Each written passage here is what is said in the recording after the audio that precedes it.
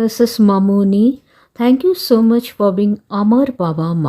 Hi everyone, welcome to my channel. The Income Tax Department has notified on 29th April 2025 the simplified ITR 1 form, which is also known as Sahaj, and ITR 4 form, which is also known as Sugam, for financial year 2024-25, assessment year 2025-26. The ITR 1 and ITR 4 forms have been revised. So, let's take a look at the income tax latest update and major changes in form ITR 1 and form ITR 4. The returns for incomes earned during the financial year 1st April 2024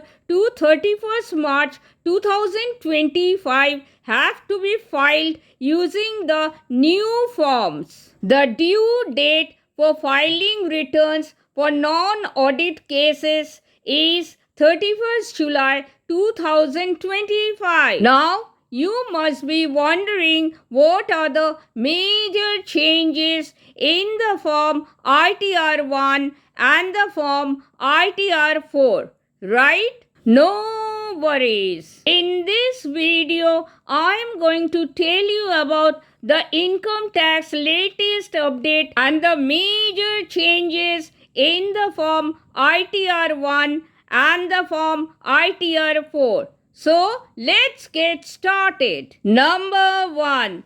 Inclusion of long-term capital gains, that is LTCG reporting in ITR 1 form. Individual taxpayers of India or salaried individuals earning long-term capital gains, that is LTCG, up to rupees 1.25 lakh or 1,25,000 under section 112A of the Income Tax Act from the listed equity shares and equity oriented mutual funds can now report or file income tax returns or ITRs using the simplified ITR 1, that is Sahaj form, for financial year 2024-25 and for assessment year 2025-26, provided A. The total long-term capital gain does not exceed rupees 1.25 lakh or rupees 1,25,000. B. There are no brought forward losses or losses to be carried forward under the capital gains head. C. There are no short-term capital gains, that is STCG. Now, let me make you understand with the help of an example for better understanding. Example 1. Suppose Mr. Rex invested rupees 1,50,000 in an equity mutual fund on 1st April 2022. In the financial year 2024-25, Mr. Rex sold the equity mutual fund for rupees 2,10,000. In other words, cost of acquisition of equity mutual fund is equal to rupees 1,50,000. Redemption value or sale value is equal to rupees 2,10,000. Therefore, long-term capital gain or LTCG is equal to redemption value minus cost of acquisition is equal to rupees 2,10,000 minus rupees 1,50,000 is equal to rupees 60,000. Therefore, long-term capital gain or LTCG is equal to rupees 60,000. Since the long-term capital gain or LTCG of rupees 60,000 is less than rupees 1.25 lakh or rupees 1,25,000, it is exempt from tax and can be filed in ITR 1 from financial year 2024-25 and assessment year 2025-26. Understood? Please note, previously salaried individuals having income under the head long-term capital gains or LTCG were required to file the more complex form ITR 2 even where the capital gains were exempt. Number 2. Inclusion of long-term capital gains, that is LTCG, in ITR 4 form for presumptive income earners. A similar change has been made in the form ITR 4.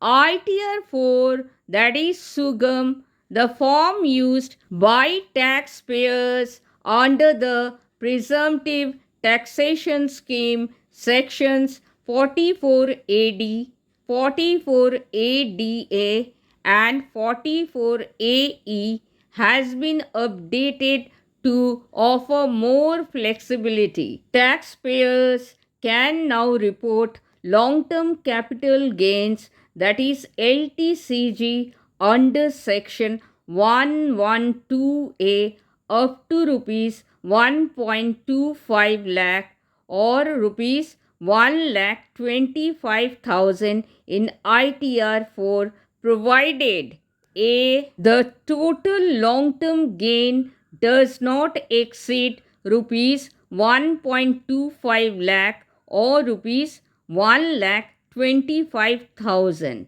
B. There are no brought forward losses or losses to be carried forward under the capital gains head. Additionally, the turnover threshold or limit for businesses under section 44AD has been increased to rupees 3 crore from rupees 2 crore provided 95% or more of transactions are digital. For professionals under section 44 ADA, the limit has been increased to rupees 75 lakh from rupees 50 lakh if at least 95% of the receipts are digital. Now, let me make you understand with the help of an example for better understanding. Example 2. A small business owner with a turnover of rupees 2.6 crore and digital payments exceeding 95% can now file under ITR 4 with the benefits of the enhanced presumptive taxation scheme. Similarly, a consultant earning rupees 70 lakh with over 95% of payments received through digital methods can benefit from the increased limit under section 44 ADA. Understood? Number 3. ITR 1 form simplified filing for small investors. The updated ITR 1 form is now more user friendly for salaried taxpayers who invest likely in the stock market or mutual funds. It allows small long-term capital gains to be reported directly in ITR 1, but ITR 1 form cannot be used in cases of taxpayers who have long-term capital gains over rupees 1.25 lakh or rupees 1,25,000, or if taxpayers have short-term capital gains, that is STCG, from listed equity shares and equity mutual funds, or taxpayers who have long-term capital gains from the sale of house property. Please note, so salaried individuals must still use ITR 2 form in cases where the taxpayer earns long-term capital gains, that is LTCG, under section 112A exceeds rupees 1.25 lakh or rupees 1 lakh 25,000, or where the taxpayer earns any other type of long-term capital gains, that is LTCG, other than that taxable under section 112A, or earns short-term capital gains, that is STCG, or has carried forward or brought forward capital losses or derived income from any combination of the above, the salaried individual would have to resort to ITR 2 form for filing return of income. Now, let me make you understand with the help of an example for better understanding. Example 3. Suppose Mr. Y invested rupees 1,50,000 in an equity mutual fund on 1st April 2022. In the financial year 2024-25, Mr. Y sold the equity mutual fund for rupees 2,95,000. In other words, cost of acquisition or purchase price of equity mutual fund is equal to rupees 1,50,000. Redemption value or sale value is equal to rupees 2,95,000. Therefore, long-term capital gain or LTCG is equal to redemption value minus cost of acquisition is equal to rupees 2,95,000 minus rupees 1,50,000 is equal to rupees 1,45,000. Therefore, long-term capital gain, that is LTCG, is equal to rupees 1,45,000. Since the long-term capital gain or LTCG of rupees 1,45,000 is more than rupees 1.25 lakh or rupees 1,25,000, as we know under tax rules, long-term capital gains up to rupees 1,25,000 from listed equities and mutual funds is tax-free. Since the gains go beyond rupees 1,25,000, the extra amount is taxed at 12.5%, and the taxable amount is equal to rupees 1,45,000 minus rupees 1,25,000 is equal to rupees 20,000. So, the tax payable is equal to rupees 20,000 into 12.5% is equal to rupees 2,500. Understood? Please note, any capital gains above rupees 1.25 lakh annually attract a 12.5% tax. In this case, the taxpayers need to file ITR for capital gain by submitting ITR 2 form to the Income Tax Department.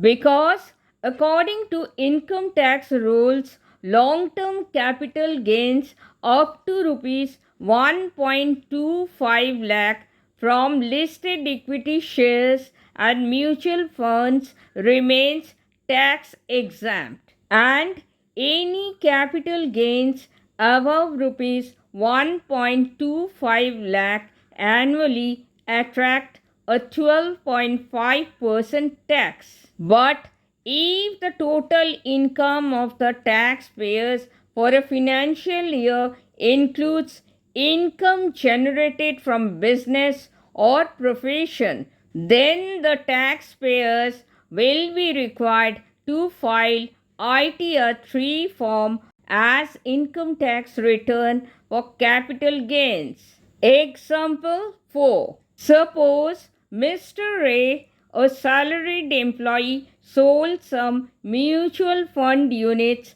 after holding them for less than a year and earned a short term capital gain, that is STCG, of rupees 50,000. Since short term capital gain is not allowed in ITR 1 form, therefore Mr. Ray must use ITR 2 form to file his income tax return. Please note, short-term capital gain, that is STCG, is taxed at the taxpayer's slab rate. But for listed equity shares, a unit of an equity-oriented fund and unit of a business trust, the concessional rate of 20% is applicable from 23rd July 2024 as per budget 2024. Any sale of such assets made till 22nd July 2024 will attract tax rate of 15% only. Number 4. TDS section must be specified in ITR form. This year's income tax return forms, that is ITR 1, ITR 2, ITR 3 and ITR 5, require taxpayers to mention the TDS section under which tax was deducted from the income earned financial year 2024-25. The requirement to mention the TDS section, that is tax deducted at source section, in the ITR form is applicable if tax is deducted on income other than salary. Earlier, there was no requirement to mention the TDS section in the ITR form while claiming the tax credit. Number 5. Form 10 IEA acknowledgement now compulsory. Taxpayers of India having business income cannot switch or choose tax regimes every financial year, unlike individuals who do not have business income. Please note, as per the income tax rules, taxpayers having business income have once in a lifetime option to switch from the old tax regime to the new tax regime. But this switching requires submission of a form 10 IEA to the Income Tax Department. The previous year, ITR 4 simply asked whether the taxpayer had opted out of the new tax regime. If yes, then the taxpayer was required to provide the date and acknowledgement number of Form 10 IEA if applicable. However, ITR 4 for financial year 2024-25, assessment year 2025-26 has introduced a more detailed disclosure. It now seeks confirmation of past filings of Form 10IEA and asks whether the taxpayer wants to continue opting out of the new tax regime in the current year. Please note, salaried individuals or pensioners without business income or professional income don't need to file the Form 10IEA. They can now opt for the old tax regime by simply selecting the appropriate option in their ITR form to file Form 10IEA. Taxpayers need to have business income or professional income and must choose ITR 3 form and ITR 4 form. Form 10IEA is a declaration form for those who do not want to follow the new tax regime.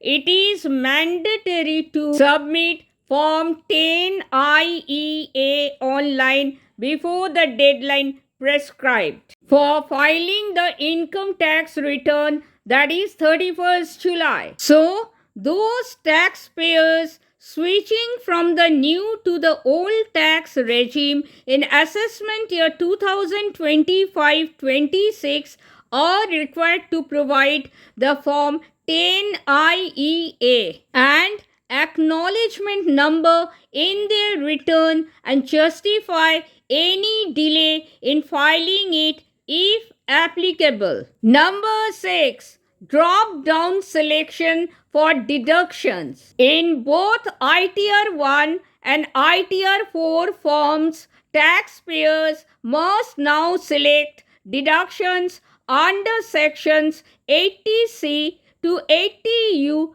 from a drop down menu with more detailed clause level precision.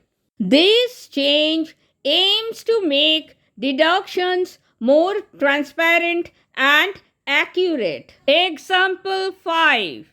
Instead of simply entering 80C rupees 2.5 lakh, the taxpayer will now need to break it down by specifying each deduction separately, such as 80C life insurance premium rupees 50,000 and 80C PPF rupees 2 lakh using the drop down options. Number 7. Mandatory reporting of non-dormant bank accounts. Taxpayers must now report all active bank accounts held in India during the financial year. Dormant bank accounts which have been inactive for over 2 years are exempt from this reporting requirement. Example 6. If a taxpayer has